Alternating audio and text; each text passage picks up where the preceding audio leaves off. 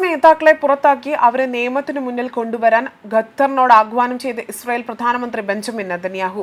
അമേരിക്കയിലെ 9/11 ആക്രമണത്തെ ഓർമ്മിപ്പിച്ചുകൊണ്ട് തന്നെയാണ് ഇസ്രായേൽ പ്രധാനമന്ത്രി ഇത്തരമൊരു കാര്യം അല്ലെങ്കിൽ ഖത്തറിന് പുതിയ മുന്നറിയിപ്പ് നൽകിയിരിക്കുന്നത്. അതായത് ഇനിയും ഖത്തർ ഹമാസിനെ സംരക്ഷിക്കുകയാണ് എങ്കിൽ കൂടുതൽ പ്രത്യാഘാതങ്ങൾ നേരിടേണ്ടി വരും എന്നത് തന്നെയാണ് ഇവിടെ ഇസ്രായേൽ പ്രധാനമന്ത്രി വ്യക്തമാക്കുന്നത്. ഹമാസിനെ പിന്തുണച്ചുകൊണ്ടാണ് ഇപ്പോൾ ഖത്തർ സംസാരിക്കുന്നതെന്നതിലും വലിയ ഖേദകരമായ കാര്യമാണ് എന്നതും വിലയിരുത്തപ്പെടുന്നുണ്ട്.